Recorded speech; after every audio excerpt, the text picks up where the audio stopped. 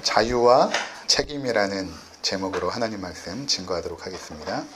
우리가 그동안 살펴보았던 그 내용들은 역사적인 서론이라고 이제 말씀을 드렸죠. 1장 1절부터 2장 5절까지. 그리고 오늘 우리가 읽게 된 그 2장 6절부터 3장 6절까지 그 부분은 신학적인 서론입니다. 그래서 역사적인 서론은 그 시대에 어떤 일이 있었는가, 그 사건의 중심이 있고, 신학적인 서론은 그 시대를 요약하여서 그들의 문제가 무엇이었는가, 하나님의 관점에서 그들의 문제가 무엇이었는가를 우리 가운데 고발하고 있는 그 내용이 오늘부터 시작되는 그러한 내용인 것입니다.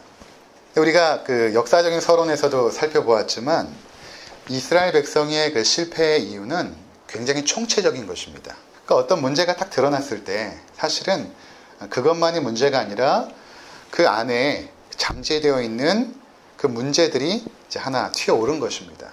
그래서 우리가 지금 보고자 하는 것은 단순한 불순종의 문제가 아니라 그들의 불순종할 수밖에 없었던 그 근원적인 문제, 그것을 우리가 살펴보고자 하는 것입니다. 그때 우리가 발견한 것이 무엇이었습니까? 그것은 그들의 삶의 그 목적이 자기에게 집중되어 있는 것입니다. 이게 이제 가장 중요한 근본적인 문제거든요. 나의 행복, 나의 평안, 나의 기쁨, 나의 위로, 나의 안식. 이것을 추구하려고 하는 그 마음의 그 근원적인 그 죄의 모습들이 가나안 땅에 들어가자마자 드러나기 시작한 것입니다. 그러니까 그들은 우리죠. 우주의 중심에 내가 있는 것입니다. 내가 우주의 중심에 서 있고 모든 사건과 사물들은 나를 중심으로 돌아가고 있다라고 생각을 합니다. 세상에서 가장 중요한 것은 내 인생이고 나의 행복인 것입니다. 그리고 그것을 방해하는 모든 것들은 악한 것이라고 배척을 하는 것입니다. 반면에 나를 행복하게 해주는 것들, 그것들은 선하고 좋은 것으로 받아들이죠. 내 마음을 편하게 해주는 사람, 나를 인정해주는 사람, 내 존재의 가치를 인정해주는 사람, 이런 사람들은 그가 어떠한지 상관없이 나에게 좋은 사람이고 선한 것입니다. 내 삶을 풍요롭게 하고 평안하게 하는 모든 것들은 다 좋은 것이라고 받아들입니다.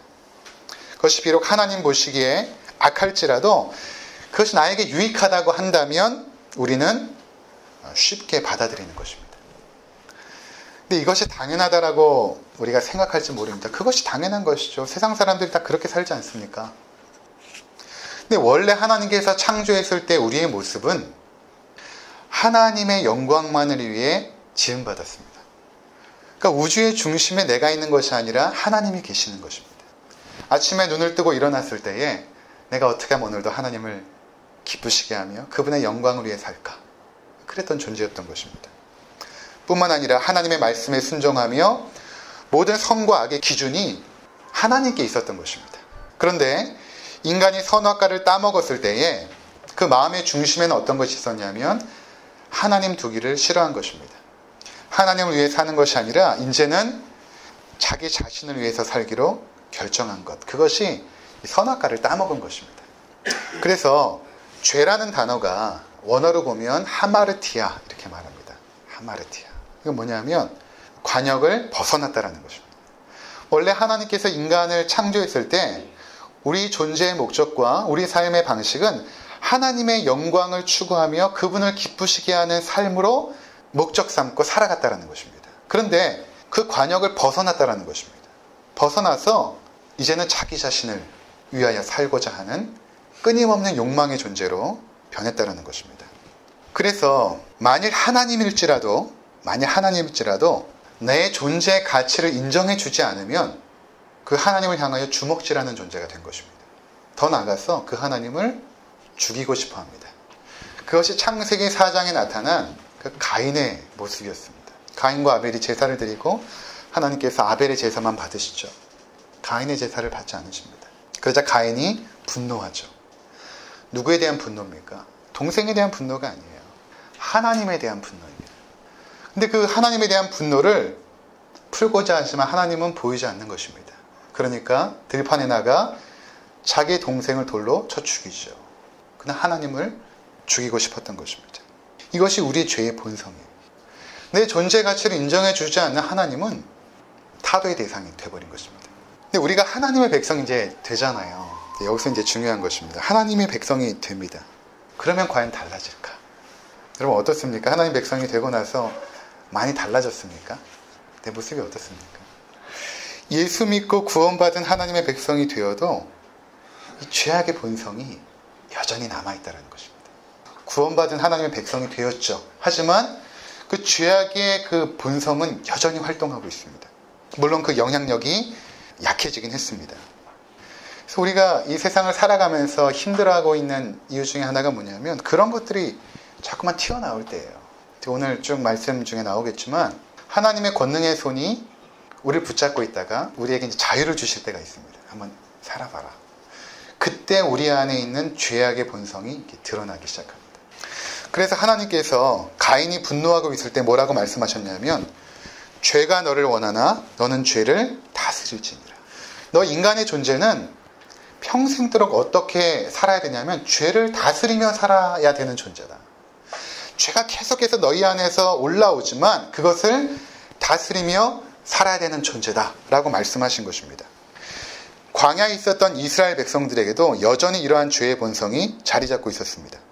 그러나 그들은 이 죄의 본성을 제어하고 다스릴 수 있는 환경 가운데 있었습니다.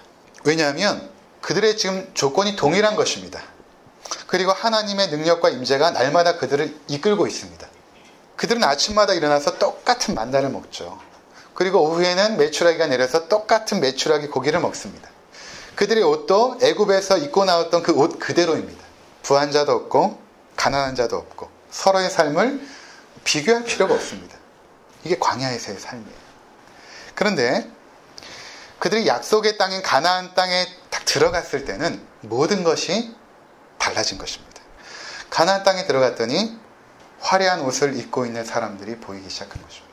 각종 과일과 맛난 고기를 먹고 있는 사람들의 모습이 보이기 시작합니다. 종을 부리고 호의호식하는 사람들이 보이기 시작합니다. 화려하게 치장한 매력적인 남성과 여성들을 보기 시작합니다.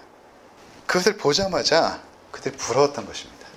한 번도 자신이 초라하다라고 생각해 본 적이 없는데 광야에 있을 때는 그런 것을 생각할 필요가 없었는데 막상 가나안의 문화에 들어가자마자 자신이 입고 있는 옷을 보니까 너무 초라한 것입니다. 그들은 자신도 저렇게 좋은 집에서 편안하게 종들을 부리면서 살고 싶었던 것입니다. 자신들도 각종 과일에 맛난 고기들을 먹으면서 매력적인 남성과 여성과 결혼하여서 그들과 공존하며 살고 싶었던 것입니다. 그래서 그들이 택한 삶의 방식이 무엇입니까? 하나님의 명령을 거역하고 그들을 진멸하지 않고 함께 살기로 결정한 것입니다. 그리고 그들의 삶을 배우고 그들과 함께 살면, 결혼하여 함께 살면 자신의 삶도 굉장히 멋질 것이라고 생각을 한 것입니다. 그래서 이 사사기가 딱 시작되면 창세기 3장이 다시 나오고 있는 것입니다. 창세기 3장에서 하나님께서는 에덴 동산에 선악과를 놓고 너희가 이것을 먹지 말라. 먹는 날에는 정령 죽으리라. 뱀의 꼬임을 받고 나서 아담과 하와가 그 선악과를 보았을 때 먹음직도 하고 보암직도 하고 지혜롭게 할 만큼 탐스러웠던 것입니다. 이것을 요한 사도는 요한일서 2장에 이렇게 기록합니다. 이 세상에 있는 모든 것이 육신의 정욕과 안목의 정욕과 이생의 자랑이니 다 아버지께로부터 온 것이 아니요 세상으로부터 온 것이라. 이 세상의 문화를 보니까 육신의 정욕, 높아지고 싶고 인정받고 싶고 안목의 정욕, 너무나 화려하니까 그것을 소유하면 우리의 삶이 찬란해질 것 같고 이생의 자랑, 사람들에게 자랑하고 추앙받고 싶어하는 그러한 문화 속에 이들이 던져진 것입니다. 그래서 가나안 땅은 하나님의 그 시험의 무대입니다.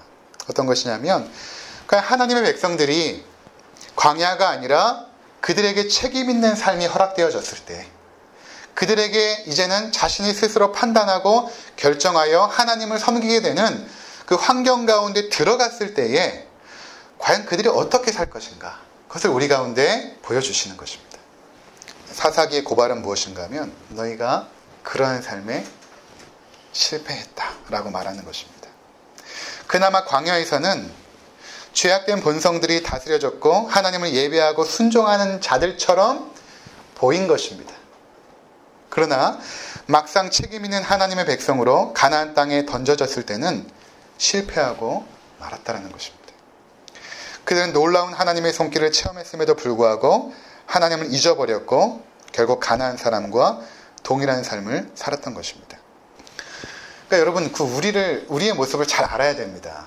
하나님께서 우리를 구원해 주시지만 우리의 죄악된 본성은 여전히 하나님의 영광과 그분의 기쁨을 위해서 살아가려고 그 관역을 향해 나가지 않습니다. 우리는 계속해서 의지적으로 벗어나려고 합니다. 의지적으로 나를 위해서 살고자 하는 그 의지들이 계속해서 발동하기 시작합니다. 아무리 기적과 놀라운 일을 보여주고 체험하게 해도 우리의 죄악된 본성은 사라지지 않습니다. 어떤 때는 잠시 죄가 눌리는 것 같기도 하고 제어되는 시기도 있습니다. 그러나 하나님의 직접적인 간섭이 사라지고 책임 있는 존재로 설 때는 여지없이 죄의 본성이 올라와 하나님을 떠나 자기를 위해 살더라는 것입니다. 자, 그래서 여러분 오늘 본문의 2장 7절 한번 보시기 바랍니다. 백성이 여호수아가 사는 날 동안과 여호수아가 뒤에 생존한 장로들 곧 여호와께서 이스라엘을 위하여 행하신 모든 큰 일을 본 자들이 사는 날 동안에 여호와를 섬겼더라. 자, 여기 보시면 그 당시 여호수아가 있을 때 여호와를 섬겼던 그 두 가지 배경이 나오는데, 첫 번째가 뭐냐면 여호수아라는 탁월한 영적 지도자가 살아있었을 때, 하나님의 대리자로서 권위를 가지고 여호수아라는 인물이 살아있었을 때는 여호와를 섬겼다는 것입니다. 그때는 우리의 죄악의 본성이 그나마 제어되고 다스려졌다는 것입니다. 두 번째는 이스라엘을 위하여 행하신 모든 큰 일을 본 자들이 여호와를 섬겼다는 것입니다. 그러니까 하나님의 직접적인 간섭과 체험이 있었을 때는 여호와를 섬기더라라는 것입니다. 그런데 이 두 가지가 가나안 땅에서 사라진 것입니다. 여호수아 같은 탁월한 지도자도 없었고 이제 더 이상 하나님께서 그들을 직접적으로 간섭하지 않습니다. 그래서 8절에 여호와의 종 여호수아가 110세에 죽었고, 10절에 보니까 그 세대 사람도 다 조상에게로 돌아갔고 그 후에 일어난 다른 세대는 여호와를 알지 못하며 여호와께서 이스라엘을 위하여 행하신 일도 알지 못하였더라. 가나안 땅에서는 광야랑 달랐어요. 하나님의 놀라운 그 체험들이 더 이상 일어나지 않는 것입니다. 근데 하나님께서 이 환경에 그들을 두신 것입니다. 이것을 여러분 잘 이해하셔야 됩니다. 하나님께서 우리를 그런 환경에 두시기를 원하세요. 스스로 책임 있는 신앙 생활을 한번 해봐라. 탁월한 영적 지도자 없이, 하나님의 놀라운 직접적인 간섭 없이 네가 책임 있는 하나님의 백성을 한번 살아봐라 라고 그 두 가지를 빼십니다. 우리 인생 가운데. 계속 있으면 안 돼요. 그걸 빼십니다. 왜 하나님께서 여호수아 뒤에 탁월한 지도자를 세우지 않았을까요? 안 하신 거거든요. 나중에 사사들을 세우긴 하지만 그들도 처음에는 잘 나가다가 나중에는 이스라엘 백성들과 똑같이 범죄합니다. 하나님이 하실 수 있는데 그렇게 안 하신다는 것입니다. 이게 이제 오늘 중요한 주제입니다. 그 결과 13절에 보면 그들이 여호와를 버리고 바알과 아스다롯을 섬겼으므로 이렇게 말하죠. 하나님께서 이 두 가지를 빼자마자 그들은 우상 숭배기로 나갔다는 것입니다. 여러분, 이것이 우리의 모습입니다. 우리를 지도해주는 탁월한 지도자가 없고 하나님의 놀라운 이적을 체험하지 못하면 하나님을 버릴 수 있는 존재입니다. 그러면 여호수아 같은 탁월한 영적 지도자를 찾아가면 되겠구나. 그리고 하나님의 놀라운 이적을 날마다 체험하게 해달라고 기도하면 되겠구나.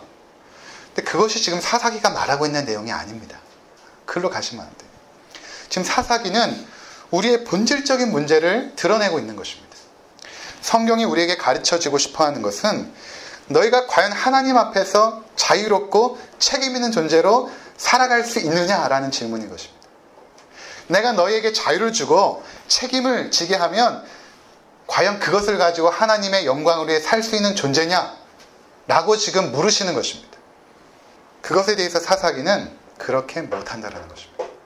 그것에 인간은 실패한다는 것입니다. 한번 그러면 신비한 이적에 대해서 한번 이야기해 봅시다. 하나님께서 지금도 여러 가지 신비하고 놀라운 이적들을 행하십니다. 그러나 그것을 믿음의 근거로 가지는 것에 대해서 하나님은 결코 신뢰하지 않습니다. 요한복음 2장에 보면 예수님께서 6월절에 여러 가지 이적을 행하셨어요. 이렇게 말씀하십니다. 6월절에 예수께서 예루살렘에 계시니 많은 사람이 그의 행하시는 표적을 보고 그의 이름을 믿었으나, 그 놀라운 예수님의 기적을 보고 그분은 믿었습니다. 그런데 24절은 예수는 그의 몸을 그들에게 의탁하지 아니하셨으니, 무슨 말인가 하면 의탁했다는 것을 신뢰하지 않았다는 것입니다. 그들을 예수님은 신뢰하지 않았다는 것입니다. 이는 친히 모든 사람을 아시며 친히 사람 속에 있는 것을 아셨습니다. 또 요한복음 6장에 보면 예수님께서 보리떡 5개와 물고기 2마리로 5,000명을 먹이지 않습니까? 거기 이제 남자만 5,000명이니까 여성과 어린이 하면 약 2만 명이 모였습니다. 그들을 먹이십니다. 그랬더니 그들이 그 놀라운 이적을 체험하고 나서 예수님을 억지로 잡아 임금을 삼으려 했다라고 기록하고 있습니다. 그때 예수님께서 산으로 피해 가십니다. 그리고 다시 오셔서 그들에게 무슨 말씀을 하시냐면, 내가 너희에게 세상에 떡을 주러 온 사람이 아니다. 내가 너희의 경제적인 문제, 먹고 사는 문제 해결하러 온 자가 아니라 하늘에서 주시는 그 생명을 주러 온 하늘의 생명의 떡이다. 이렇게 말씀하세요. 그랬더니 요한복음 6장 66절에 그때부터 그의 제자 중에 많은 사람이 떠나가고 다시 그와 함께 다니지 아니하더라. 세상 이적을 주고 이 땅에서 잘 먹고 잘 살게 해준다고 했을 때는 모이지만, 내가 너에게 생명을 준다라고 했을 때는 다 떠나갑니다. 제자들까지도. 그러한 놀라운 이적의 체험들이 믿음의 근거가 될 수 없다는 것입니다. 지난주 길갈에 대해서 설명을 드린 바가 있습니다. 요단을 건넌 후에 하나님의 놀라운 이적을 경험하지 않습니까? 그 요단 강물이 언덕까지 넘치는 시기였습니다. 하나님께서 제사장들로 하여금 언약궤를 메고 요단 강물로 첨번첨번 들어가라. 그러자 요단물이 멈춰버립니다. 서버립니다. 그때 이스라엘 백성이 마른 땅을 건너죠. 그리고 하나님께서 12돌을 가지고 나와서 거기다가 세워라. 자녀들에게 하나님의 놀라운 이적을 계속해서 가르치라. 이것이 이제 길갈 아닙니까? 그리고 나서 그 길갈에서 하나님께서 명하신 것이 무엇이냐면 6월절을 지키게 하는 것입니다. 이 부분이 좀 중요하니까 한번 보도록 하겠습니다. 여호수아 5장 8절부터 보겠습니다. 또 그 모든 백성에게 할례 행하기를 마침에 백성이 진중 각 처소에 머물며 낫기를 기다릴 때에 여호와께서 여호수아에게 이르시되 내가 오늘 애굽의 수치를 너에게서 떠나가게 하였다 하셨으므로 그곳 이름을 오늘까지 길갈이라 하느니라. 또 이스라엘 자손들이 길갈에 진쳤고 그달 14일 저녁에는 여리고 평지에서 유월절을 지켰으며 유월절 이튿날에 그 땅의 소산물을 먹되 그날에 무교봉과 볶은 곡식을 먹었더라. 또 그 땅의 소산물을 먹은 다음 날에 만나가 그쳤으니 이스라엘 사람들이 다시는 만나를 얻지 못하였고 그의 가나안 땅의 소출을 먹었더라. 자, 길갈이 중요하다고 했죠. 왜냐하면 지난주에 여호와의 사자가 길갈에서부터 복음에 올라와서 그들을 책망하지 않습니까? 길갈 사건이 중요하다는 것입니다. 그런데 길갈에서 할례를 행하게 하죠. 할례는 오늘날로 말하면 세례와 같은 것입니다. 하나님의 언약의 백성의 표시입니다. 우리가 하나님의 구원받은 백성이 됐다는 표시로 세례를 행하지 않습니까? 자, 그리고 나서 유월절을 지키게 하시죠. 유월절은 무엇입니까? 예수 그리스도의 십자가 사건을 예표한 사건입니다. 그들이 출애굽에서 나올 때 어린 양의 피를 문설주에 발라서 죽음과 저주가 물러가지 않습니까? 지나가지 않습니까? 우리가 예수 그리스도의 십자가로 말미암아 죽음과 그 저주의 권세가 우리를 지나가 버리는 것입니다. 그것이 이제 유월절의 의식이죠. 그러니까 유월절은 예수 그리스도의 십자가를 상징하고 할례라는 것은 언약 백성을 상징하죠. 그러니까 길갈에서 그들이 첫 번째 했던 것은 무엇이었냐면 바로 할례를 행하고 그 유월절을 행하는 것입니다. 자, 그런데 그 다음에 어떤 일이 일어났냐면 만나가 그친 것입니다. 그래서 여러분 잘 생각해 보세요. 그 당시로 돌아가서 한번 생각해 보세요. 40년 동안 먹었던 만나가 그친 것입니다. 아침에 나갔는데 만나가 없어요. 그들에게 그 만나의 기적은 날마다 반복됐기 때문에 일상이었습니다. 만나가 없는 거예요. 굉장히 충격을 받았을 것입니다. 늘 하나님께서 주시는 것으로 먹고 그분께서 보호해 주셔서 애굽에서부터 입고 있던 옷이 헤어지지 않고 그 신발이 상하지 않았는데 이제 그 만나가 그쳐버린 것입니다. 여러분 왜 만나가 그쳤습니까? 11절 12절을 보시면 6월절 이튿날에 그 땅의 소산물을 먹되 그날의 무교봉과 볶은 곡식을 먹었더라. 또 그 땅의 소사물을 먹은 다음 날에 만나가 그쳤으니 이스라엘 사람들이 다시는 만나를 얻지 못하였고 그의 가나안 땅의 소출을 먹었더라. 만나가 그치면서 하나님께서는 그 땅의 소출물을 먹게 하신 것입니다. 무슨 말인가 하면 이제 너희가 스스로 경작하여 먹고 살라. 그들에게 자유를 주시고 책임을 주신 것입니다. 이해가 되시죠? 가나안 땅에서부터 시작한 것입니다. 그러니까 우리가 예수 믿을 때에 일어났던 놀라운 기적과 역사들이 이제 잘 일어나지 않아요. 아주 특별한 경우에 하나님께서 행하실 수 있지만 하나님의 일하시는 방식은 그분의 언약 백성이 되잖아요. 유월절과 할례를 통해 언약 백성이 됐잖아요. 그렇죠? 우리가 세례받은 하나님 백성이 되지 않습니까? 그 이후에 그렇게 간섭하지 않으세요.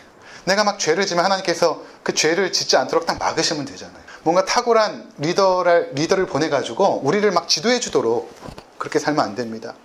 옛날에 예수전도단이 그랬거든요. 그 대학생 캠퍼스에서 사역할 때 보면 그 선배들이 한 명 한 명 달라붙어가지고 그들의 뭐 연애 상담부터 해가지고 누구를 만나라, 누구를 만나지 말라, 뭐 다 지시해 주거든요. 편하죠, 대학생들이. 그렇게 권위적인 사람들이 와가지고 지도해 주면 얼마나 편합니까? 근데 하나님 그것을 빼버리십니다. 빼버리세요. 여호수아도 없고 하나님의 놀라운 이적도 더 이상 일어나지 않습니다. 만나가 그쳐버린 것입니다. 암에 걸려 죽어가는 부모님 우리 그렇게 기도하는데 낫지 않습니다.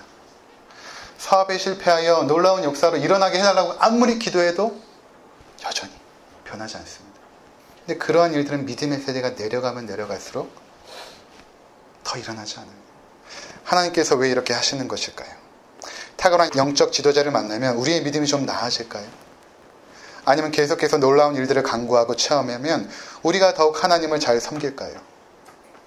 그럴 수 있어요. 그럴 수 있습니다. 그런데 그 믿음을 하나님은 신뢰하지 않는다라는 것입니다. 그게 내 믿음이 아니에요. 그 지도자의 믿음이고 그 기적을 받았을 때의 그 느낌의 믿음입니다. 실제 내 믿음이 아니에요. 그러니까 빼시는 거예요. 하나님께서. 그리고 이제 우리 삶에 물어보시는 것입니다. 봐라. 네가 그래도 믿음이 있냐? 사사기 3장 4절에 보면 이렇게 말씀하십니다. 남겨두신 이 이방 민족들로 이스라엘을 시험하사 여호와께서 모세를 통하여 그들의 조상에게 이르신 명령들을 순종하는지 알고자 하셨더라. 하나님께서 이 사사 시대 가운데 일부러 이렇게 하신 거예요.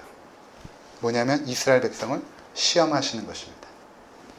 누가 이방 민족을 남겨두신 것입니까? 하나님께서 남겨두신 거예요. 하나님께서 철병거를 물리치지 못함이 아니십니다. 하나님은 천군 천사를 대동해서라도 가나안의 모든 이방 족속을 진멸할 수 있어요. 남겨두십니다. 가나안 민족도 남겨두시고 그 문화도 남겨두시고 탁월한 지도자도 없고 하나님의 놀라운 손도 개입하지 않으시고 그 상태로 두는 것입니다. 그리고 그들을 시험하시는 것입니다. 내가 정말 이 세상 속에서도 하나님을 신뢰하고 믿을 수 있느냐? 시험하시는 것입니다. 근데 그럴 때 이제 우리의 진짜 믿음의 반응이 나오는 것입니다. 그 환경 속에 딱 들어갔을 때 우리의 믿음의 반응이 나옵니다. 하나님, 내가 막 하나님을 순종하고 하나님 앞에 많은 봉사와 섬김을 드리니까 하나님의 축복이 계속 오네요. 하나님 정말 놀라운 분이십니다. 이렇게 됩니까? 아니면 하나님, 전 안 됩니다. 아무리 노력해도 안 되는 놈입니다. 하나님, 내가 죄인 중에 개수네요. 하나님, 이 사망의 몸에서 나를 빨리 데려가 주세요. 이 고백입니까? 사도 바울의 고백이에요. 사도 바울이 하나님의 놀라운 능력과 이적을 날마다 경험하여도 그 마음속 깊은 곳에서 나왔던 외침이 뭡니까? 이 사망의 몸에서 하나님 나를 건져주세요. 내가 죄인 중에 괴수입니다. 여러분, 하나님의 백성들에게 이 땅은 하나님께서 시험하시는 무대입니다. 그런데 이 하나님의 시험의 무대에서 기특하게도 성공한 사람은 단 한 사람도 없어요. 우리가 정말 하나님 보시기에 기특한 일을 많이 해가지고 하나님의 사랑도 받고 천국에 올라가서 상급도 많이 받고 그게 기독교가 아닙니다. 우리는 불가능해요. 우리끼리 재는 거지. 제가 좀 더 잘했어. 우리끼리 재는 거지 우린 본성적으로 하나님을 기쁘시게 할 수 있는 존재가 아니라는 것입니다. 그리고 하나님께서 우리를 이 세상 가운데 남겨두신 것은 착한 일 많이 쌓아가지고 기특한 일 많이 해서 내게 와라 이런 게 아니에요. 네가 이 세상에 살면서 가난의 문화가 얼마만큼 더럽고 추악한지를 깨달으라는 것입니다. 그리고 그 추악하고 더러운 죄악이 세상에만 있는 것이 아니라 네 마음 중심에 있다는 것을 깨닫고 오라는 것입니다. 그 깨달으면 어떻게 되냐면 하나님 빨리 나를 데려가 주세요. 여기가 우리가 살 곳이 아니잖아요. 우리 집이 아닙니다. 잠깐 나그네로 있는 것이지. 그거 깨달으라고 이렇게 잠깐 보내주신 거예요. 하나님께서. 그리고 이제 우리 고향으로 가야 됩니다. 이 역사의 무대 가운데 성공한 사람은 딱 한 명 예수님밖에 없습니다. 그래서 우리가 예수님을 붙잡아야 됩니다. 우리는 안 되는 존재입니다. 하나님께서 우리에게 하시는 말씀이 이거예요. 사사 시대에 있는 이스라엘 백성이 우리랑 다른 존재가 아니에요. 우리예요. 우리입니다. 너라는 존재는 안 돼. 그럼 최근에 일어나는 미투 운동 있지 않습니까? 밝혀지는 게 무엇입니까? 권력을 가진 자들. 그들이 그 권력을 사용할 수 있을 때는 처참하게 무너집니다. 그러지 않은 사람이 권력을 잡아서 그렇게 됐는가? 그게 아니라 그동안은 그것을 사용할 수 없으니까 제어되고 눌려있던 죄악이 이제 자유와 책임이 점점 늘어나자마자 그것을 사용할 수 있을 때 사용하더라는 것입니다. 그럼 우리는 안 그럴까? 우리는 자꾸만 그들을 비난하면서 그들과 나는 다르다라고 믿고 싶죠. 아니에요. 우리 안에 다 있습니다. 다 있어요. 남성분들 혼자 컴퓨터에 앉아 있을 때 그 자유와 책임을 좋은 것들을 위해 사용하십니까? 아니잖아요. 자매님들도 마찬가지고. 우리가 예수님 붙잡지 않으면 아무런 소망이 없습니다. 우리가 우리의 구원을 위해서 할 수 있는 것은 아무것도 없어요. 오직 십자가에 죽으신 예수 그리스도를 의지하는 것 외에는 길이 없습니다. 그래서 우리는 그분을 더욱 의지하고 견고히 붙잡아야 되는 것입니다. 매일 삶 속에서. 포기하면 안 돼요. 거룩하고 신실한 삶을 계속해서 우리가 노력하고 살아내야 됩니다. 그렇지 않으면 안 돼요. 계속 해야 됩니다. 근데 계속 할수록 우리가 느끼는 게 뭐냐면 난 안 돼 라는 것입니다. 그분의 빛 가운데 자꾸만 가까이 나가고 싶은데 그 빛이 우리의 죄악을 너무나 밝게 비추는 것입니다. 그때 십자가로 도망가셔야 돼요. 그리고 십자가를 붙잡으시면 됩니다. 그럼 소망이 있는 거예요. 아무쪼록 십자가 위에서 죽으신 예수 그리스도만 의지하시고 그분을 더욱더 붙잡으시고 의지하시는 성도님들 되시기를 주의 이름으로 부탁을 드립니다. 기도하시겠습니다.